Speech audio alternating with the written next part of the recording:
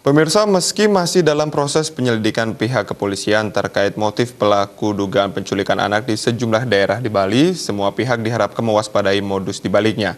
Tidak menutup kemungkinan aksi ini dilakukan oleh orang dengan penyimpangan seksual yang menjadi predator anak-anak atau pedofilia. Terungkapnya kembali kasus percobaan penculikan anak beberapa waktu lalu membuat masyarakat mendorong pihak kepolisian segera mengusut motif pelaku. Hal yang tidak kalah penting ditelusuri, yakni modus pelaku yang kemungkinan mengalami penyimpangan seksual terhadap anak kecil atau pedofilia.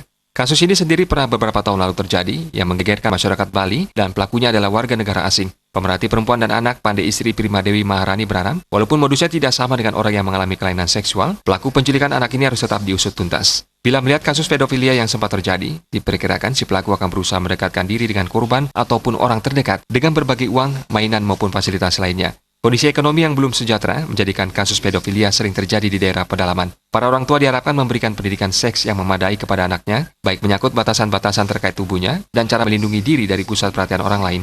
Anak-anak harus diberikan pemahaman daerah mana saja yang boleh disentuh dalam pergaulan dengan siapapun dan batasan-batasan dalam pergaulan sehari-hari.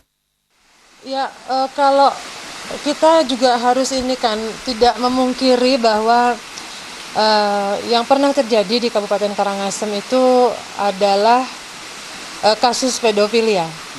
Ya, tapi mungkin tidak langsung menculik. Hanya yang penting orang tua harus lebih waspada karena motif dan cara kerja seorang pedofil itu justru akan memanjakan dulu si anak, memberikan hadiah, memberikan mungkin juga santunan ke orang tua sehingga kayaknya orang tua mengaminkan. Tapi itu ya tidak bisa dibenarkan juga karena biar bagaimanapun juga masa depan anak di sini kan dipertaruhkan.